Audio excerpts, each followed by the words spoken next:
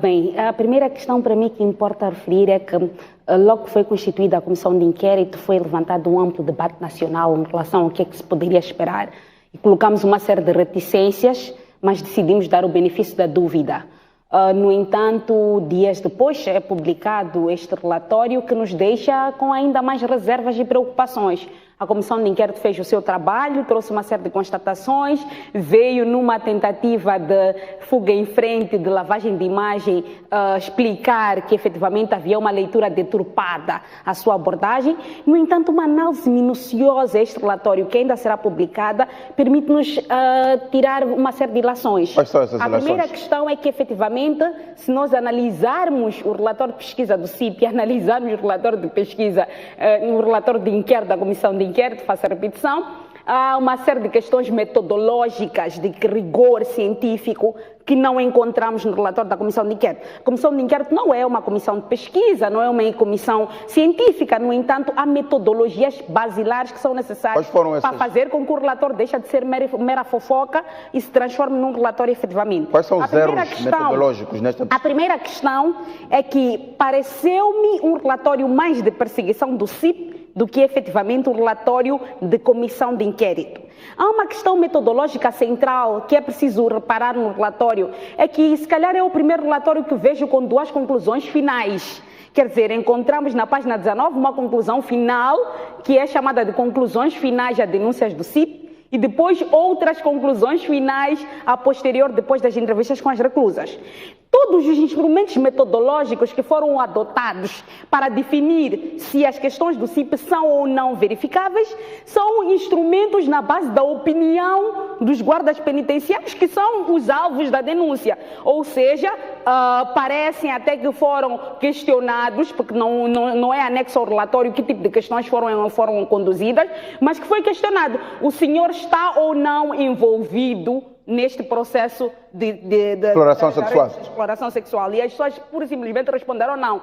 Verificou-se livros de transferência, livros de registro, e depois vamos falar destas constatações também, debater neste prisma, dias depois de se ter anunciado a comissão de inquérito, ou seja, na base de livros e na base da entrevista aos visados da acusação, tomou-se a constatação de que efetivamente não há matéria para concluir se há ou não uma rede. Quer dizer, não se diz categoricamente que não existe, mas dizem que não encontram matéria.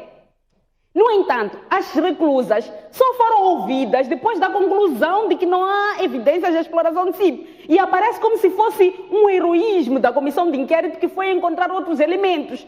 Em rigor metodológico, era preciso garantir que estas entrevistas estivessem antes da conclusão em relação a se o CIP efetivamente fez denúncias com base ou não. O que significa que as reclusas, pelas suas intervenções, todas elas conduzem a dizer que efetivamente há exploração sexual. Este é o primeiro aspecto.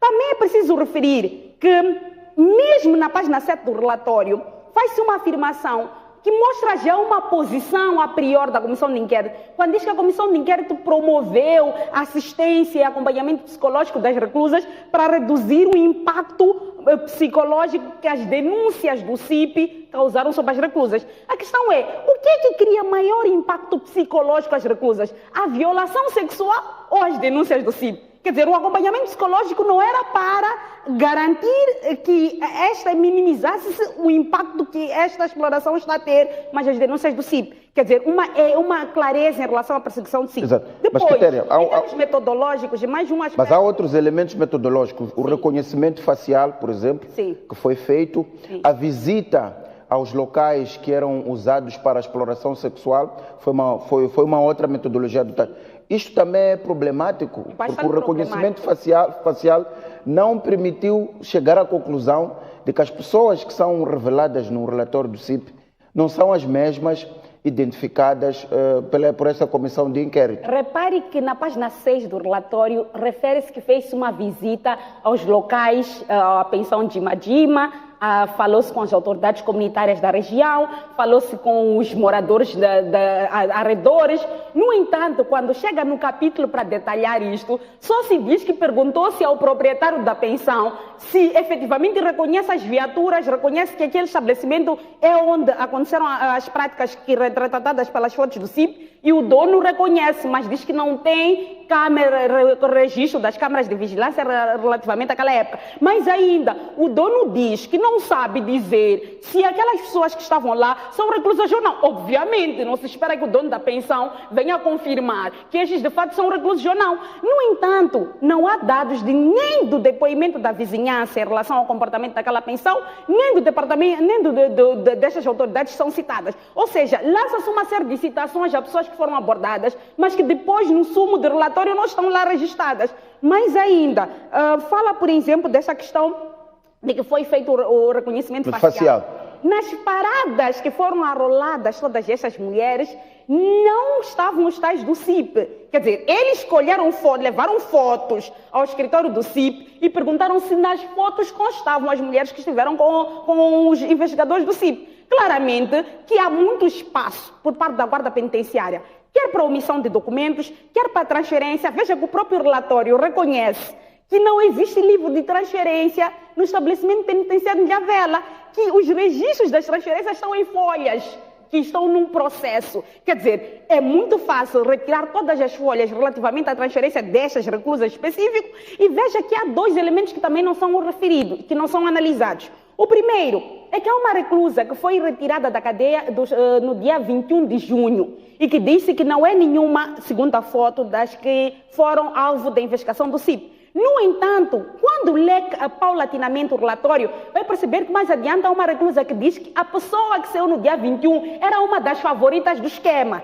E ninguém procurou esta reclusa para entrevistar. Exato. Nos depoimentos, há uma reclusa que diz que, olha, a companheira da cela 6 já fez vários abortos por causa desse esquema destes esquemas de exploração sexual. No entanto, não houve interesse da comissão de inquérito de ir procurar essa reclusa da sala 6 para falar com ela. Todas as entrevistas que constam aqui, categorizo como fofoca, porque efetivamente é de ouvir dizer de 55 reclusas, nenhuma delas disse, olha, aconteceu comigo, que é normal em questões de trauma, de estresse pós-traumático. Todas elas disseram, eu ouvi dizer que existe um esquema, eu vejo com outras pessoas. Então, como é que você se fia numa pessoa que diz que ouviu dizer para afirmar que as pessoas não saíam do estabelecimento? Quitéria, postas essas questões, o relatório da comissão de inquérito não diz que não há esses problemas. Sim. Aliás, denuncia que há um esquema interno e, por outro lado, diz que não conseguiu provar os elementos apresentados pelo CIP. Que há o problema é lá, não na dimensão de um esquema, digamos, de um governo de exploração sexual dentro daquela cadeia. Isso diz que não conseguiu provar. Mas todos os problemas coloca, de exploração, de abuso sexual, da influência que os guardas prisionais exerciam face à sua posição em relação às reclusas, tudo isso existia. Há algum problema aqui ou são perspectivas no sentido de uma comissão de inquérito que vai dizer, olha, identificamos o problema é este, há abuso sexual. E até recomenda-se que uma cadeia feminina deve ser, a sua proteção deve ser feita por mulheres. Portanto, esta recomendação é feita com base numa conclusão. Mas olha, o que a organização X está a dizer que houve, nós não conseguimos identificar. E até disse mais, que vai haver a investigação da Procuradoria-Geral da República, que as mulheres, portanto, agregadas nas organizações da sociedade civil, tanta pressão fizeram para que isso acontecesse.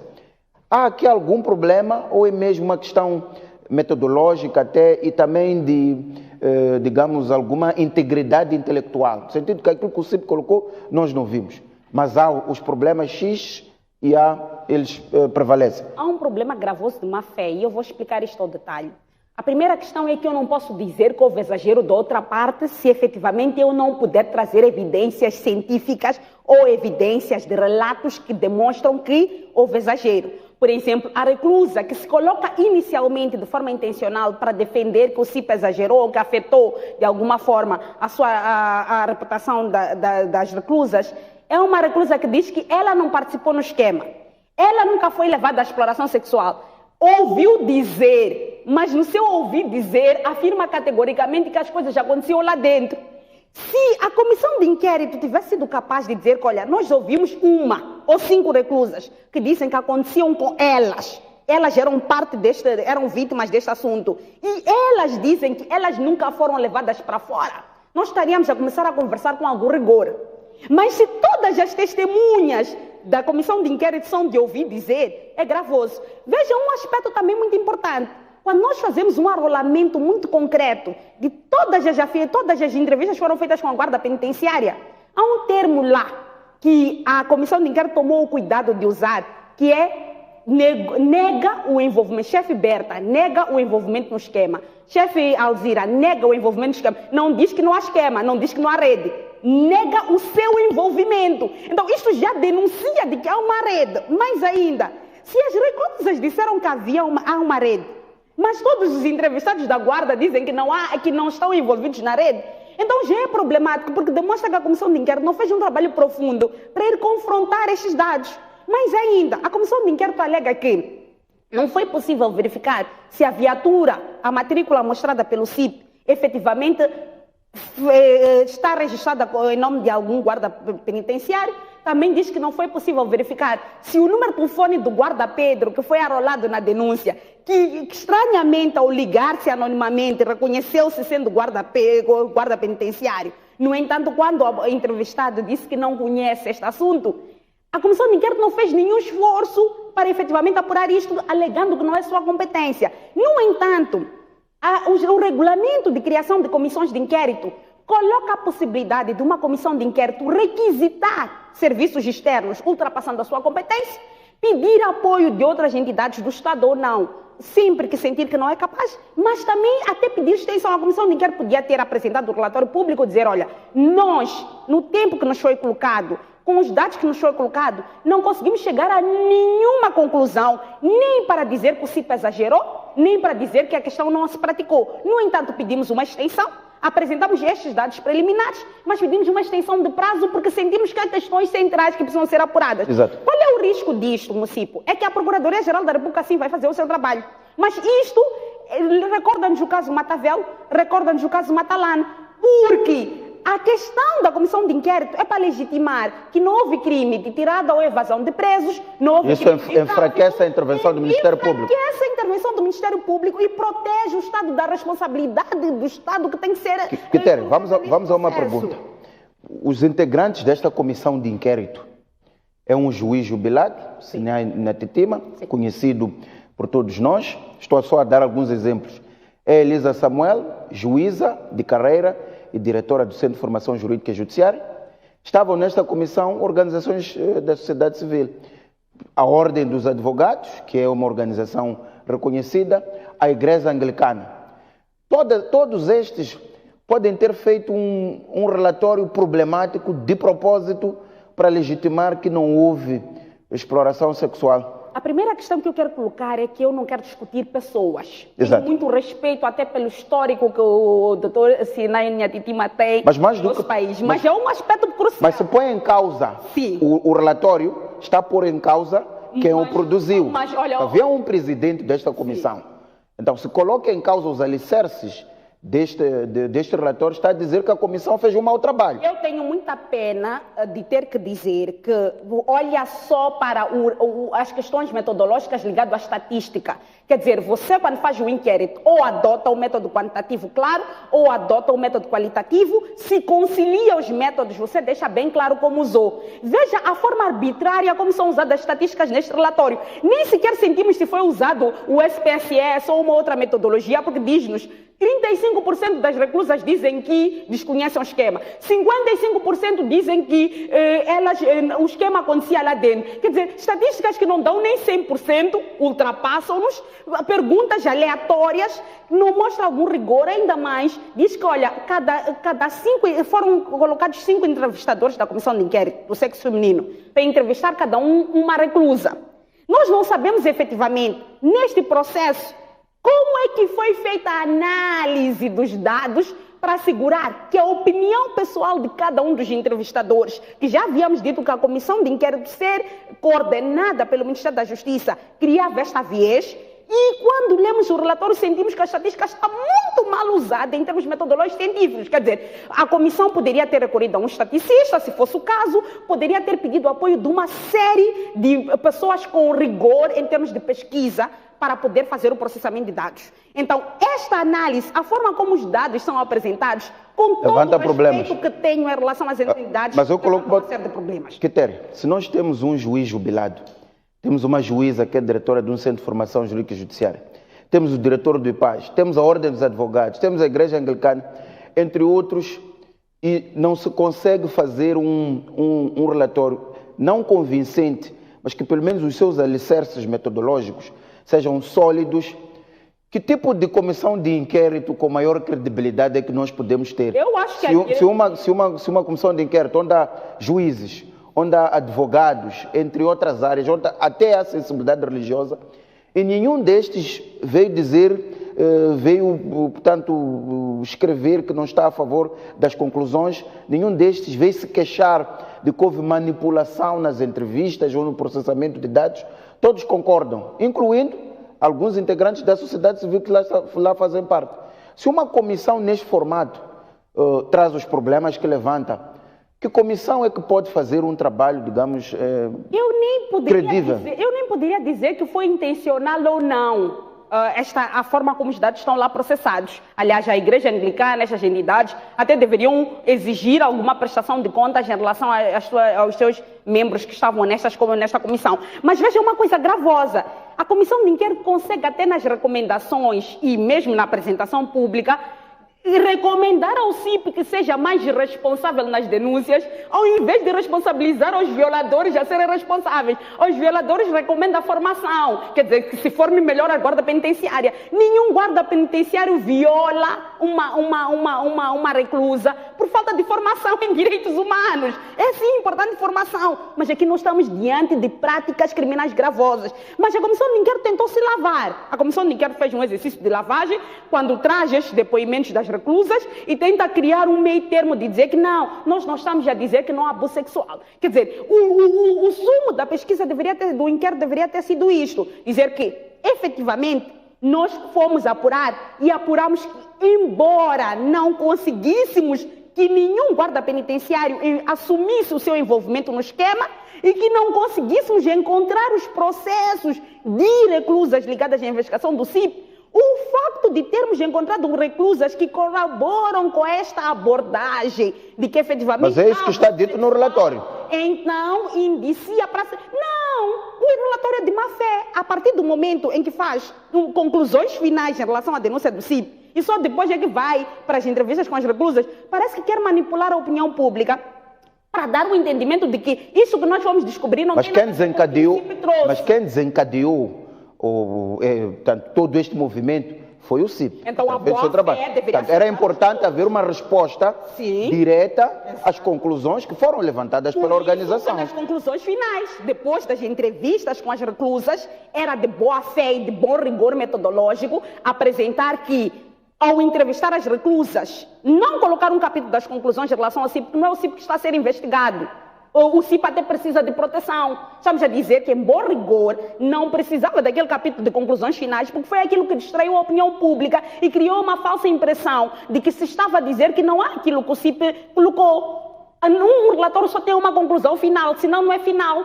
Então, no fim do relatório, nas conclusões, é que deveria fazer a avaliação e colocar os elementos que efetivamente não foi colocado. Agora, se quisessem fazer constatações em relação às entrevistas com os guardas e não em relação às denúncias com o CIP, diriam que nas entrevistas com os guardas não foi possível apurar porque houve, se calhar, até falta de colaboração dos guardas. Porque não é possível dizer que se a conclusão é que há terceiros que entram lá para violar as mulheres, é verdade que os guardas digam que não há, que nenhum deles conhece aquele esquema. Quer dizer, isto já é indiciário que foram feitas as perguntas erradas para não se encontrar o resultado. Não foi porque efetivamente nenhum guarda tem conhecimento, porque o relatório afirma que os guardas todos negaram envolvimento. mas a partir do momento que há um guarda que disse cujo número de telefone é compatível em verossimilhança com aquele número conferido pelo CIP, a partir do momento que há uma reclusa que foi transferida no âmbito do programa de proteção de testemunhas,